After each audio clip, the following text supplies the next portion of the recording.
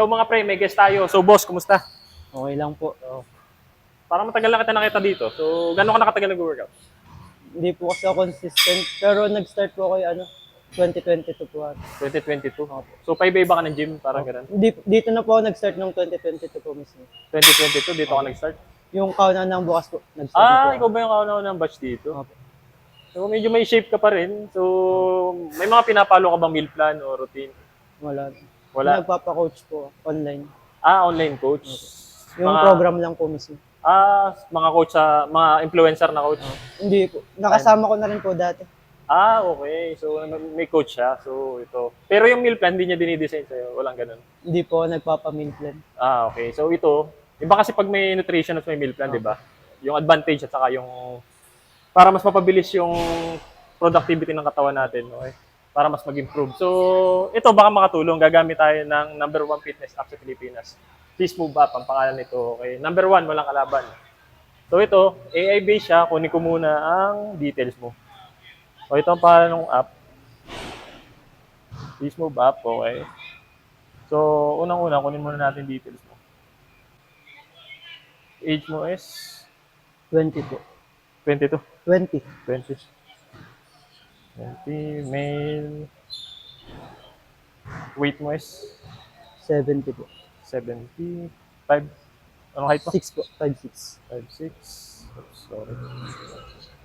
Activity level. Ilang beses yung kaya mong i-sustain? 3 to 5. 3 to 5. Moderately active. Fitness level.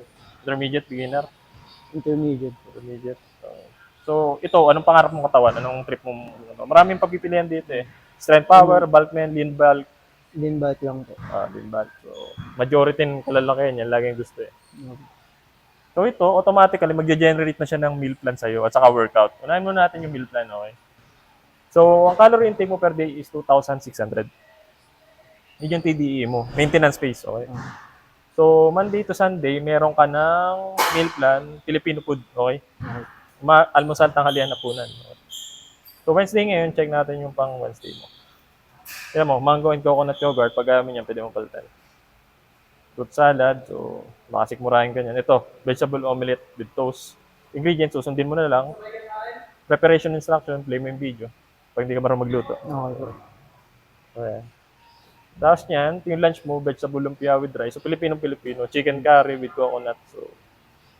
So, sukat na siya. Susundin mo na lang. So, yun ang kaiba niya. Okay. So, ito naman sa workout. Monday to Sunday, may nakaset na workout sa'yo. Hindi lang siya common lift, ha. Meron siyang functional fitness. So, yung mga body weight yung nakasama. Siya na nag-set ng rest day mo. Tiyan mo, Monday to Sunday, meron ka na. So, susundin mo na lang siya. So, Wednesday ngayon, nasa rest day ka dapat. Check natin pang Thursday, upper body. Isolate and core. Incline double fly, tinan mo. Lateral raises, tricep push down, cable crunch. Kompleto. Kompleto na. Yung weight nakalagay na. Opo. Kung hindi ka marunong maging incline fly, may video rin. Tuturuan ka niya kung paano. So, ganun siya. Okay.